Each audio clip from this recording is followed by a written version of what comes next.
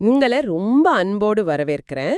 அதாவது நீங்க அன்றாட வாழ்க்கையோட அந்த மேலோட்டமான விஷயங்கள தாண்டி, வாழ்க்கைய இன்னும் கொஞ்சம் ஆழமா புரிஞ்சுக்கணும்னு நெனைக்கிற ஒரு தேடல்ல இருக்கீங்கன்னு எனக்கு நல்லாவே தெரியும். நிச்சயமா. அந்த ஒரு தேடல் தான் எல்லாரையும் இங்க கொண்டு வந்திருக்கு. ஆமா. அதனால தான் உங்களுக்காகவே சிந்தனைய தூண்டுற ஒரு மிக ஆழமான உரையாடலோடு இன்னைக்கு நாங்க வந்திருக்கோம். குறிப்பா இன்னைக்கு நாம அலசப் போறது புத்தரோட தம்மபதம் பத்தி. ஓஷோ ஆற்றிய 84வது சொற்பொழிவு ஆடியோவுல புதைஞ்சிருக்கிற ரொம்ப நுட்பமான கருத்துக்களை தான் நம்ம பார்க்க போறோம். இதுல சுவாரஸ்யமான விஷயம் என்னன்னா, இத நாம வெறும் ஒரு தத்துவமா மட்டும் பார்க்க போறதில்ல. மனிதர்கள் எப்படி தங்களை அறியாமலேயே தங்களை ஏமாத்திக்கிறாங்க அப்படிங்கறத தோலுரித்து காட்டுற ஒரு ஆழமான உளவியல் தேடல் இது. கரெக்ட். அதாவது வாழ்க்கைனா உண்மையில என்ன, தர்க்கத்துக்கும் தியானத்துக்கும் உள்ள அந்த அடிப்படையான முரண்பாடு என்ன, ஒரு உண்மையான குருவை எப்படி அடையாளம் கண்டுபிடிக்கிறதுன்னு நிறைய விஷயங்களை நாம இன்னைக்கு பேச போறோம். அது மட்டும் இல்லாம, நான் ரொம்ப நல்லவன் அப்படிங்கிற அகங்காரம் ஒரு மனிதனை எப்படி ஆன்மீக பாதையில வீழ்த்துது அப்படிங்கிற திறக்கப்படாத உண்மைகளையும் நாம விவாதிக்க போறோம். கண்டிப்பா. சரி, இந்த தேடலை வாழ்க்கையோட இயல்பு என்ன அப்படிங்கிற ஓஷோவோட அந்த முதல் கருத்துல இருந்தே ஆரம்பிக்கலாம்னு நினைக்கிறேன். அவர் ஒரு அற்புதமான ஒப்பீட்டை முன்வைக்கிறாரு. சொல்லுங்க. வாழ்க்கை ஒரு குறிப்பிட்ட இலக்க நோக்கி தண்டுவாளத்துல ஓடுற ரயில் வண்டி கிடையாது. அது எந்த கட்டுப்பாடும் இல்லாத, எங்கும் வளைஞ்சு நெழிஞ்சு சுதந்திரமா ஓடுற ஒரு காட்டாறு மாதிரி அப்படின்னு சொல்றாரு. ரொம்ப ஆழமான உண்மை அது. ஆமா. ஆனா கொஞ்சம் யோசிச்சு பாருங்க. நாம எப்பவுமே வாழ்க்கைய ஒரு வரைமுறைக்குள் அடைக்கத்தான் பாக்குறோம். காலையில எழுந்ததும் ஒரு லிஸ்ட், அடுத்த 5 வருஷத்துக்கு ஒரு பிளான், இப்படி எல்லாவற்றையும் ஒரு இரும்பு சட்டத்துக்குள்ள அடைக்கவே நம்ம விரும்புறோம். அதுக்கு முக்கியமான காரணம் என்னன்னா, நம்மளோட பாதுகாப்பின்மை தான். மனித மனம் பாத்தீங்கன்னா எப்பவுமே எல்லையற்றதை கண்டு அஞ்சக்கூடிய ஒரு தன்மையை கொண்டது. எல்லையற்றதை கண்டு பயப்படுதா? அது ஏன்? இது ஒரு சின்ன உதாரணம் மூலம் நாம புரிஞ்சுக்கலாம். ஒரு சின்ன நீர்த்துளி கடலை பார்த்து பயப்படுற மாதிரி தான் அது. மனித மனம் மரணத்தை பார்த்தும் முடிவற்ற வாழ்க்கையை பார்த்தும் பயப்படுது. அந்த நீர்த்துளிக்கு தெரியும், அந்த பிரம்மாண்டமான கடலோட கலந்தா தன் தனிப்பட்ட அடையாளம் முற்றிலுமா அழிஞ்சிடுன்னு. ஓ, தன் இருப்பு காணாம போயிடும் ஒரு பயம். எக்ஸாக்ட்லி. ஆனா கடலோட கலந்து பின்பு அதுவே ஒரு மாபெரும் கடலா உருமாறும் அப்படிங்கிற மறுபக்கம் அந்த துளிக்கு புரியறதில்ல. அந்த அழிவோட பயத்தால தான் மனித மனம் எல்லாவற்றையும் ஒரு சின்ன வட்டத்துக்குள்ள சுருக்கிக்குது. இப்ப புரியுது. தத்துவங்கள், மதக் கட்டுப்பாடுகள், அன்றாட சடங்குகள்னு அனைத்தையும் உருவாக்கி அதுக்குள்ள தனக்கான ஒரு பொய் பாதுகாப்பை தேடுது. இது எப்படி இருக்குன்னா, எல்லையற்ற ஆகாயத்தை ஒரு சின்ன ஜன்னல் வழியா பார்த்துட்டு ஆகாயம் இவ்வளோதான் அப்படின்னு நம்புவதை போன்றது இது. வாவ்! இது நேர்களாகிய உங்களுக்கு உங்களோட சொந்த வாழ்க்கையிலிருந்தே நல்லா புரியும் நினைக்கிறேன். நீங்க எப்பவாவது வாழ்க்கையோட போக்க முழுமையா உங்க கட்டுப்பாட்டுக்குள்ள கொண்டு வர நினைச்சு ஒரு கட்டத்துல எல்லாம் கை மீறி போய் விரக்தி அடைஞ்சு தோத்து போயிருக்கீங்களா? நிறைய பேருக்கு இந்த அனுபவம் கண்டிப்பா இருக்கும். ஆமா. அது ஏன் அப்படிங்கறத இந்த நீர்த்துளி உதாரணம் ரொம்ப அழகா விளக்குது. வாழ்க்கைய ஒரு சின்ன முற்றத்துக்குள்ள கட்டி போட நினைக்கும் போதுதான் அங்க நீர் தேங்கி நின்னு அழுக்கு சேரத் தொடங்குது. உண்மைதான். வாழ்க்கையோ தொடர்ந்து ஓடிக்கிட்டே இருக்கிற ஒரு நதி. ஆனா இந்த நதியை எதிர்கொள்ள பயந்து மனிதர்கள் தர்க்கம், அதாவது லாஜிக் என்ற ஒரு ஆயுதத்தை கையில எடுக்கிறாங்க இல்லையா? தர்க்கம் எப்படி அவங்கள காப்பாத்துதுன்னு அவங்க நம்புறாங்க. அங்கதான் பிரச்சனையே. தர்க்கம் அவங்கள காப்பாத்துறதில்ல, மாறா அது ஒரு போலியான தைரியத்தை கொடுக்குது. மனதோட இந்த ஆழமான பாதுகாப்பற்ற தன்மையை மறைக்க மனிதர்கள் பெரிய விவாதங்களையும் அறிவார்ந்த தர்க்கங்களையும் ஒரு கேடயமா பயன்படுத்துறாங்க. வெளியில ஸ்ட்ராங்கா காட்டிக்கிறதுக்காக. ஆமா. தர்க்கம் அவங்களுக்கு வெளியுலகத்துல ஒரு வெற்றியை தரலாம், ஆனா உள்ள இருக்கிற வெற்றிடத்தை அதால ஒருபோதும் நிரப்ப முடியாது. இந்த இடத்துல தான் புத்தரோட காலத்துல வாழ்ந்த பிக்கு ஹதாக்கா அப்படிங்கிற சந்நியாசியோட கதை எனக்கு நினைவுக்கு வருது. ரொம்ப பொருத்தமான உதாரணம் அது. அவர் தன்னை ஒரு மிகப்பெரிய சத்தியத்தை தேடுபவரா, ஒரு ஆன்மீகவாதியா உலகுக்கு காட்டிக்கிட்டாரு. ஆனா அவரோட உள்ளே இருந்த மனநிலை முற்றிலும் வேறானதா இருந்துச்சு. அவர் தொடர்ந்து விவாதங்கள்ல வெற்றி பெறுவதையே தன் வாழ்நாள் குறிக்கோளா வச்சிருந்தாரு. ஜெயிக்கணும், அது ஒண்ணுதான் அவருக்கு முக்கியம். கரெக்ட். இதை நிரூபிக்க அவர் செஞ்ச காரியம் ரொம்பவும் விசித்திரமானது. அன்றைய காலகட்டத்துல பெரும் அறிஞர்களா கருதப்பட்ட சமண முனிவர்கள் கிட்ட, அதாவது தீர்த்தங்கரர்கள் கிட்ட வாதம் செய்ய நேரம் குறிச்சிடுவாரு. ஆனா அவங்க வர்றதுக்கு முன்னாடியே அந்த இடத்துக்கு போயிடுவாரு. போயிட்டு என்ன பண்ணுவாரு? அங்க கூடியிருக்கிற மக்கள் கிட்ட, பாத்தீங்களா நான் வர்றேன்னு தெரிஞ்சதும் என்ன கண்டு அவங்க பயந்து ஓடிட்டாங்கன்னு பொய் சொல்லி தனக்குத்தானே வெற்றியை பிரகடனப்படுத்திக்கிட்டவர் அவர். இது ரொம்ப வேடிக்கையா இருக்கு. ஆமா, இத நாம இன்றைய சோஷியல் மீடியால நடக்கிற விவாதங்களோட ஒப்பிட்டு பார்க்கலாம்.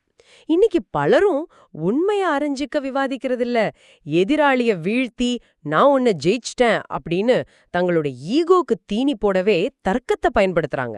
ரொம்ப சரியான ஒப்பீடு. ஹதக்காவோட கதையிலிருந்து நாம் ஒரு ஆழமான உளவியல் உண்மையை புரிஞ்சுக்கணும். ஒருவன் சத்தியத்தை தேர்றானா அல்லது வெறும் வெற்றியை தேர்றானா அப்படிங்கறதுதான் அடிப்படை. ஆமா, அரசியல் அப்படிங்கிறது மற்றவர்களை வீழ்த்தி பெறும் வெற்றி. ஆனா மதம் அல்லது உண்மையான ஆன்மீகம் அப்படிங்கிறது தன்னை தானே வெல்வது, தனது அகங்காரத்தை அழிக்கிறது. தர்க்கம் பாத்தீங்கன்னா ஒரு நீதிமன்றத்துல வாதாடுற வழக்கறிஞரை போன்றது. வழக்கறிஞருக்கு உண்மையும் பொய்யும் முக்கியம் இல்லையே. எக்ஸாக்ட்லி. அவருக்கு எப்படியாவது வாதாடி வெற்றி பெறணும், தனது தரப்பை சரியா காட்டணும் அப்படிங்கிறது மட்டுமே நோக்கம். அதனாலதான் புத்தர் ஹதகா கிட்ட மிக அழுத்தமா சொல்றாரு, சத்தியத்தை குழி தோண்டி புதைச்சிட்டு நீ பெற வெற்றி இருக்கிறதே, அது ஒரு மாபெரும் தோல்வியை விட மிக மோசமானது அப்படின்னு. ஆனா ஹதக்காவோட வாழ்க்கையில நடந்த ஒரு திருப்பம் என்ன ரொம்பவே சிந்திக்க வச்சுது. ஊரையே தன் தர்க்கத்தாலும் பொய்யாலும் ஏமாத்தின அந்த மனிதர் புத்தரை சந்திச்ச போது மட்டும் ஏன் அவரால பொய் சொல்ல முடியல? ஏன்னா புத்தரோட பிரசன்னம் அப்படிப்பட்டது. ஆமா, வழக்கமா அவர் பயன்படுத்துற தர்க்கம் புத்தரின் முன்னால சுக்குநூறா உடைஞ்சு போகுது. புத்தர் அவரிடம் கேள்வி கேட்ட அடுத்த நொடியே ஹதகா தனது தப்பையும் தான் செஞ்ச ஏமாற்று வேலைகளையும் ஒத்துக்கிறாரு. பொய் சொல்றதுல இவ்ளோ கெட்டிக்காரனான ஒருவரால புத்தரோட கண்களை பார்த்து ஏன் ஒரு பொய் கூட சொல்ல முடியல? அதுக்கு காரணம் புத்தர் விவாதிக்க தயாரா இல்ல. அதுதான் ஒரு உண்மையான குருவுக்கும் சாதாரண மனிதர்களுக்கும், ஏன் மற்ற போலி சாமியார்களுக்கும் உள்ள மிகப்பெரிய வித்தியாசம். ஒரு உண்மையான சத்குரு என்பவர் ஒரு தெளிவான கண்ணாடி மாதிரி. கண்ணாடி கிட்ட தர்க்கம் பண்ண முடியாது. கண்டிப்பா முடியாது. ஒரு கண்ணாடியிடம் சென்று நீங்க தர்க்கம் செய்ய முடியுமா? அல்லது உங்களுடைய உண்மையான முகத்தை கண்ணாடியிடம் மறைக்க முடியுமா? அவரிடம் நீங்க பொய் சொல்லவே முடியாது. உங்க பொய்ய, உங்க உள்ளே இருக்கிற குற்ற உணர்ச்சிய உங்களாலேயே அந்த கண்ணாடியில பிரதிபலிப்பாய் பார்க்க முடியும். இது ரொம்ப பவர்ஃபுல்லான ஒரு விஷயம். எல்லாவற்றையும் விட முக்கியமான ஒரு விஷயம் இருக்கு. ஒரு சத்குரு உங்க கடந்த கால தவறுகளுக்காக உங்களை ஒருபோதும் கண்டிக்கவோ தீர்ப்பிடவோ மாட்டார். உங்களிடம் எந்த பாதுகாப்பு கவசமும் தர்க்க கேடயமும் தேவைப்படாத ஒரு அமைதியான இடம் அதுதான். ஜட்ஜ் பண்ணாத ஒரு இடம். ஹதகா தனது வாழ்க்கையில முதல் முறையா தன்னை தீர்ப்பிடாத ஒரு மனிதனை சந்திச்சதால தான் அவனோட ஆயுதங்கள் தானாகவே கீழே விழுந்துச்சு. ஓ, இது நீழகளுக்கு ஒரு மிகப்பெரிய விடுதலையா, ஒரு புது சிந்தனையா இருக்கும்னு நம்புறேன். ஏன்னா நம்ம சமூக கட்டமைப்பு அப்படிதான் இருக்கு. நாம ஏதாவது தப்பு செஞ்சுட்டோம் அல்லது நமக்கு ஒரு கெட்ட பழக்கம் இருக்குன்னு யாருக்கிட்டயாவது போய் நின்னா அடுத்த வினாடியே அவங்க நம்மள தீர்ப்பிட ஆரம்பிச்சிடுவாங்க. நீ நல்லவன், நீ கெட்டவன்னு ஒரு முத்திரையை குத்திடுவாங்க. ஆமா, அதனால நாமும் எப்பவும் ஒரு முகமூடிய அணிஞ்சுகிட்டே வாழ பழகிட்டோம். உண்மைதான். நீங்க வெளியில பாக்குற 199 சாமியார்களும் மதம் போதிப்பவர்களும் உங்களை தீர்ப்புள்ளவர்களாகவே இருப்பாங்க. ஒரு உதாரணம் சொல்ல முடியுமா? கண்டிப்பா. இப்ப உங்களுக்கு குடிப்பழக்கம் இருக்குன்னு வச்சுப்போம். நீங்க அவங்க கிட்ட போனா உடனே அவங்க, நீ மகாபாவம் செஞ்சுட்ட, இதுக்கு பரிகாரமே இல்ல, நீ நரகத்துக்கு தான் போவான்னு உங்களை குற்ற உணர்ச்சியில தள்ளி பயமுறுத்துவாங்க. ஆமா, பயம்தான் உங்களோட டூல். அவங்க ஏன் அப்படி பயமுறுத்துறாங்க அப்படிங்கறது ஆழமா பார்த்தா, தங்களுக்கு உள்ளே இருக்கிற ஒடுக்கப்பட்ட ஆசைகளை கண்டு அவங்களே பயப்படுறாங்க அப்படிங்கிறது தான் உளவியல் உண்மை. உங்க தவறுகளை அவங்க அனுமதிச்சா தங்களுக்குள்ள அந்த ஆசை வெளிவந்துடுமோங்கிற பயம் அவங்களுக்குள்ள இருக்கு. இது ரொம்ப புதுசான ஒரு பார்வை. ஆனா ஒரு உண்மையான குரு உங்களை எந்த நிபந்தனையும் இல்லாம உள்ளபடியே ஏத்துக்குவார். நரகத்தை பத்தி பேசி உங்களை ஒருபோதும் பயமுறுத்த மாட்டார். மாறா, நீங்க அடையக்கூடிய ஒரு உயர்ந்த எதிர்காலத்தோட சாத்தியங்களை மட்டுமே அவர் காட்டுவார். எப்படி அணுகுவார் அவர்? நீ குடிக்கிறியா? அதுல உனக்கு ஆனந்தம் கிடைக்குதா? சரி, நீ தியானம் செய்ய தொடங்கு. அதை விட உயர்ந்த ஒரு பேரானந்தம், ஒரு உயர்ந்த போதை உனக்குள்ளே இருக்கு. அது உனக்கு கிடைச்சிட்டா இந்த சாதாரண பழக்கங்களை நீயாகவே உதறிடுவா அப்படின்னு கூறி உங்களை அரவணைப்பவர் தான் உண்மையான குரு. அருமை. இந்த அரவணைப்பும் புரிதலும் தான் ஒரு மனிதனை உண்மையாவே மாற்றும் தோணுது. சரி, அடுத்ததா புத்தரோட வாழ்வுல நடந்த இன்னொரு சுவாரஸ்யமான நிகழ்வுக்கு வருவோம். ஒரு பிராமணர் புத்தர்கிட்ட வந்து பேசுற காட்சி அது. அந்த பிக்கு கதை. ஆமா, அவர் புத்தர்கிட்ட, உங்களுடைய சீடர்களைப் போலவே நானும் வீடு வீடா சென்று பிச்சை எடுத்து தான் வாழறேன். அதனால என்னையும் உங்க சீடர்களைப் போல பிக்கு, அதாவது சந்நியாசின்னு கூப்பிடுங்கன்னு கேக்குறாரு.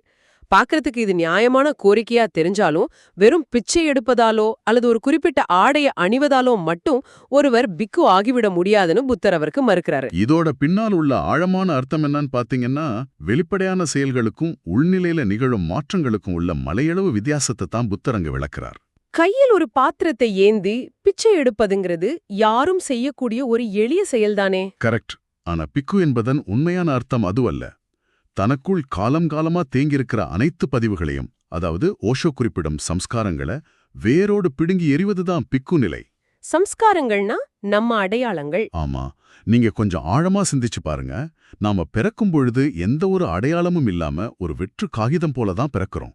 ஆனா பிறந்த சில நாட்களிலேயே அந்த வெற்று காகிதத்தின் மேல் மதம், மொழி, இனம், தேசம், சமூக அடையாளம்னு பல விஷயங்கள் ஆழமா எழுதப்பட்டு விடுகின்றன. நான் இன்னார், நான் இந்த சமூகத்தை சேர்ந்தவன் அப்படிங்கிற எண்ணம் ஆழமா பதிஞ்சிடுது. ஆமா, இந்த அனைத்து கற்பிதங்களையும் அடையாளங்களையும் முழுமையா அழிச்சிட்டு மனம் மீண்டும் ஒரு வெற்று காகிதமா மாறுவதுதான் உண்மையான பிக்கு நிலை. அது ஒரு மாபெரும் உளவியல் புரட்சி. நீங்க சொல்லும்போது இது கேக்குறதுக்கு எளிதா இருக்கு. ஆனா பல வருடங்களா நம்மளோட அடையாளம்னு நாம நம்பி இருக பிடிச்சுக்கிட்டு இருக்கிற இந்த நான் அப்படிங்கிற அகங்காரத்தை விடுறது அவ்வளோ எளிதானதா என்ன? இது கிட்டத்தட்ட நம்மளையே நம்ம அழிச்சுக்கிறதுக்கு சமம் அல்லவா? அது உண்மைதான். இதத்தான் புத்தர் சூனிய நிலை, அதாவது முழுமையான வெறுமை நிலை, எம்டினஸ் அப்படின்னு குறிப்பிடுறார். சூனிய நிலை. ஆமா, இதை இன்னும் தெளிவா புரிஞ்சுக்க இயேசு கிறிஸ்து கூறிய ஒரு உலக புகழ்பெற்ற வாக்கியத்தை நாம இங்கே இணைஞ்சு பார்க்கலாம். அவர் மலையங்க பிரசங்கத்துல ஆத்மாவில் வறியவர்கள் பாக்கியவான்கள், blessed are the poor in spirit அப்படின்னு சொன்னாரு. இத நிறைய பேர் ஏழையா வாழ்வதுன்னு தப்பா புரிஞ்சுக்கிறாங்க இல்லையா? ஆமா, இதோட உண்மையான அர்த்தம் என்னன்னா, உள்ள எந்தவிதமான முன்முடிவுகளும் சமூக பதிவுகளும் அகங்காரமும் இல்லாம யார் தங்களை ஏழ்மையா, அதாவது முழுமையான காலித்தன்மையோடு வச்சிருக்காங்களோ அவங்களுக்கே பிரபஞ்சத்தின் ரகசியங்கள் பிடிபடும் அப்படிங்கிறது தான். ரொம்ப ஆழமான விளக்கம். இதுல இன்னொரு மிக முக்கியமான ஆபத்து இருக்கு.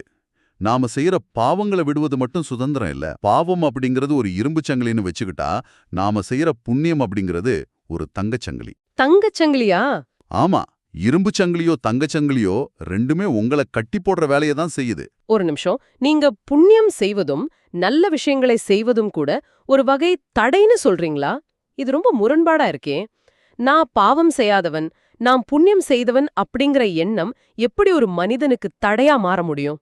அதுதான் அகங்காரத்தோட மிக நுட்பமான சூழ்ச்சி. தீய செயல்களை செய்வதால் வர்ற குற்ற உணர்ச்சியை விட நற்செயல்களை செய்வதால் வர்ற பெருமை மிக ஆபத்தானது. ஏன் அப்படி சொல்றீங்க? ஏன்னா குற்ற உணர்ச்சி உங்களை எப்போதாவது சிந்திக்க வைக்கும். தப்பு பண்ணிட்டோமேன்னு ஒரு ஃபீல் இருக்கும். ஆனா நான் மிகவும் நல்லவன், நான் தினமும் தானம் செய்யறேன், நான் நேர்மையானவன் அப்படிங்கிற பெருமை உங்களை ஒரு மாயான மேல்தட்டு மனநிலைக்கு கொண்டு சென்றுவிடும். அதுதான் அந்த தங்கச் சங்கிலி. ஆமா, அது ஒரு தங்கச் சங்கிலி. அது பார்க்கறதுக்கு அழகா இருக்கிறதால அதை நீங்க ஒருபோதும் அறுத்தெறிய விரும்ப மாட்டீங்க. இந்த புண்ணியம் செய்தவன் அப்படிங்கிற அகங்காரத்தையும் முழுமையா விடுறதுதான் உண்மையான சுதந்திரம். இதை நீங்க விளக்கும் போதுதான் புத்தர் தன் சீடர்களை பார்த்து கொடுத்த எச்சரிக்கை எனக்கு நினைவுக்கு வருது. புத்தரோட சில சீடர்கள், அதாவது பிக்குகள், தங்களை மிகவும் உயர்ந்தவர்களா நினைச்சுக்கிட்டாங்க. நாங்க ரொம்ப ஒழுக்கமானவங்க அப்படிங்கிற அந்த அகங்காரம். எப்போ நினைச்சாலும் தங்களால நிர்வாண நிலையை அடைஞ்சிட முடியும்னு அதீத நம்பிக்கையோடும் ஒருவித அகங்காரத்தோடும் இருந்திருக்காங்க. இதத்தான் ஒரு தங்கச்சங்கிலின்னு நீங்க குறிப்பிடுறீங்க இல்லையா? மிக சரியா புரிஞ்சுக்கிட்டீங்க. ஆன்மீக பயணத்துல வர்ற மிகப்பெரிய ஆபத்தே இதுதான். திருடாம இருக்கிறது, பொய் சொல்லாம இருக்கிறது, பிறருக்கு தீங்கு செய்யாம இருக்கிறது போன்ற நற்குணங்கள் ஆன்மீக பயணத்தோட வெறும் ஆரம்ப புள்ளிகள் மட்டும்தான். அதுவே இறுதியான இலக்கு இல்ல. கண்டிப்பா இல்ல. அவை உங்க வாழ்க்கையில உள்ள எதிர்மறையான விஷயங்களை தவிர்ப்பது மட்டும்தான். இதை எளிதா புரிஞ்சிக்க ஒரு மருத்துவ உதாரணத்தை பார்ப்போம். ஒரு மனிதனுக்கு எந்த நோயும் இல்லாம இருக்கிறது ஆரோக்கியம் அல்ல, அது வெறும் இயல்பு நிலை. ஆமா, எந்த வலியும் இல்ல அப்படிங்கறதால அவன் முழுமையான ஆற்றலோட இருக்கான்னு அர்த்தம் இல்லையே. எக்ஸாக்ட்லி. அதுக்கு மேல ஒரு நேர்மறையான மலர்ச்சி இருக்கு, ஒரு பிரவாகம் இருக்கு. அதை போலத்தான் தீமை செய்யாம இருக்கிறது நிர்வாண நிலை ஆகாது. அப்படியானால் அந்த சீடர்கள் எங்கு தவறு செய்றாங்க? அவங்க பாதி வழியில ஒரு மைல்கல்ல பார்த்துட்டு அதுதான் தாங்கள் சேர வேண்டிய ஊருன்னு நினைச்சு அங்கேயே தங்கிட்டாங்களா? இந்த தடையை எப்படி தாண்டுவது? ஆமா, அவங்க மைல்கல்ல இலக்காக நினைச்சிட்டாங்க. புத்தர் இதை விளக்குவதற்கு ஆஷ்ரவங்கள் அப்படிங்கிற ஒரு வார்த்தையை பயன்படுத்துறார். ஆஷ்ரவங்கள்னா மனதின் உள்ளே ஓடிக்கிட்டு இருக்கிற எண்ணங்களின் வரவு செலவு. ஒரு சலசலப்பு. ஆமா, இரவுல நீங்க தூங்க முற்படும்போது உங்க மூளைக்குள் பல குரல்கள் சத்தம் இல்லாம பேசிக்கிட்டே இருக்குமே, அதுதான் மனதின் அலைகள். புத்தர் சொல்றார், இந்த எண்ணங்களின் அலைகள் முழுமையாக ஓய்ந்து மனம் ஒரு மாபெரும் சூனியமாக, ஒரு நிசப்தமாக மாறும் வரை உனது பயணத்தை நீ நிறுத்தக்கூடாது. அந்த அமைதி வர்ற வரைக்கும் ஓயக்கூடாது. ஆமா, தியானத்துல கிடைக்கிற ஒரு சிறு அமைதிய பார்த்து, ஏதோ ஒரு மாயையான வெளிச்சத்தை பார்த்து, அப்பாடா நான் முழுமை அடைஞ்சிட்டேன் அப்படின்னு அகங்காரம் கொள்ளக்கூடாது. மனம் நம்மளையே ஏமாத்திடுமா? கண்டிப்பா. மனம் எந்த அளவுக்கு சூழ்ச்சி செய்யும்னா, உங்க தியானத்தையே உங்க அமைதியை கூட ஒரு சாதனையா, ஒரு கோப்பையா மாற்றி, உங்க அகங்காரத்துக்கு தீனி போட்டு உங்களை முடக்கிவிடும். ரொம்ப தெளிவா சொன்னீங்க. இவ்ளோ நேரம் நாம பேசுனதுல இருந்து நாம அறிஞ்சிக்க வேண்டிய ஒட்டுமொத்த சாரம் என்னவென்று எனக்கு இப்போ ரொம்ப தெளிவா புரியுது. சொல்லுங்க. உண்மையான தேடல் அப்படிங்கிறது வெளியே இருக்கிற மனிதர்களை விவாதங்கள்ல வீழ்த்துவதோ உங்களை ஒரு அறிஞரா காட்டிக்கொள்வதோ அல்ல. அதேபோல நல்லவர் என்ற முத்திரைய குத்திக்கிட்டு அதிலேயே திருப்தி அடைவதும் அல்ல. கரெக்ட். எந்தவிதமான பற்றுதலும் எதிர்பார்ப்பும் இல்லாம, சமூகத்தோட எந்த அடையாளமும் இல்லாம, மனச ஒரு மாபெரும் சூனிய நிலையில ஒரு தெளிவான கண்ணாடியா வச்சிருக்கிறது தான் தேடலோட இறுதி இலக்கு. நீங்க அத மிக அழகா தொகுத்துட்டீங்க. தர்க்கம் உங்களை வெளி உலகத்துல ஜெயிக்க வைக்கலாம். அது உங்களுக்கு பதவியையும் புகழையும் தரலாம். ஆனா உள்ளே உங்களை முழுமையாக தோற்கடிச்சிடும். உள்ளே ஒரு வெற்றிடம் இருக்கும். ஆமா, உண்மையான அமைதி அப்படிங்கிறது நீங்க ஒரு வெற்று சுவடியா, எந்த முன்முடிவுகளும் எந்த சாயலும் இல்லாம இந்த பிரபஞ்சத்தை உள்ளபடியே எதிர்கொள்ளும் போதுதான் நிகழ்கிறது. அதுவே விடுதலையின் உச்சம். ரொம்பவும் ஆழமான ஒரு பயணம் இது. இறுதியா நேயர்களாகிய உங்களுக்கு ஒரு புதிய சிந்தனையை கொடுத்து இந்த உரையாடலை நிறைவு செய்ய விரும்புறேன். ஒரு உண்மையான குரு எந்த தீர்ப்பும் வழங்காம ஒரு கண்ணாடியா இருந்து மனிதர்களை அரவணைப்பார்னு பேசணும் இல்லையா? ஆமா, அந்த கண்ணாடி உதாரணம். சற்று கற்பனை செய்து பாருங்க. நம்முடைய இன்றைய சமூகமும் நமது நீதித்துறையும் தண்டனைகளை மட்டுமே மையமா வச்சு இயங்காம, மனிதர்களை எந்த முன்தீர்ப்பும் இல்லாம ஒரு கண்ணாடிய போல ஏற்றுக்கொண்டு அவர்களை உயர்ந்த நிலைக்கு மாற்றும் ஒரு அமைப்பா இருந்தா இந்த உலகம் எவ்வளவு அழகா இருக்கும் யோசிச்சு பாருங்க. அதுதான் உண்மையான பரிணாம வளர்ச்சியோட முழுமையான சுதந்திரத்தோட முதல் படி. இவ்வளவு நேரம் எங்களோடு பயணித்து இந்த ஆழமான கருத்துக்களை செவிமெடுத்து கேட்டதற்கு ரொம்ப நன்றி. உங்களிடம் ஒரு முக்கியமான விஷயத்தை பகிர விரும்புறேன். இந்த தமிழ் வாய்ஸ் ரீச் சேனல் எந்த விதமான வணிக நோக்கமும் இல்லாம தான் செயல்பட்டு வருது. ஆமா, எந்த மானிட்டைசேஷனும் இல்லாம தான் இந்த சேனல் இயங்கிட்டு இருக்கு. இந்த ஆடியோ புத்தகம் மற்றும் எங்கள் உரையாடல் உங்க சிந்தனையை தூண்டி உங்களுக்கு பயன் தருதுன்னு நீங்க உண்மையாவே நினைத்தால் இந்த முயற்சி தொடர்ந்து போக உங்க ஆதரவும் மிகவும் உதவும். கண்டிப்பா உங்களோட பங்களிப்பு ரொம்ப முக்கியம். என்னுடைய இந்த முயற்சிக்கு நன்கொடை அளிக்க விருப்பம் இருந்தால் டிஸ்கிரிப்ஷன்ல கொடுக்கப்பட்டுள்ள UPI ID மூலம் வழங்கலாம். உங்களால் முடிந்த அளவு போதும். ஒரு சிறிய ஆதரவும் எங்களுக்கு பெரிய உதவிதான். ஆமாம், இந்த வீடியோ உங்களுக்கு பயனுள்ளதாக இருந்தால் சப்ஸ்கிரைப் பண்ணுங்க, மற்றவர்களுக்கும் பகிர்ந்து கொள்ளுங்கள். ஏன்னா இந்த கருத்துக்கள் அவர்களுக்கு வாழ்க்கையில ஒரு தெளிவை கொடுக்க தேவையாக இருக்கலாம். லைக் பண்ணுங்க, உங்க கருத்துக்களை கமெண்ட்ல எங்களோடு பகிருங்கள். மனப்பூர்வமான நன்றி. நன்றி. வின்னிங் இல்ல, பிகமிங் தான் முக்கியம்னு ஞாபகம் வச்சுக்கோங்க. வணக்கம்.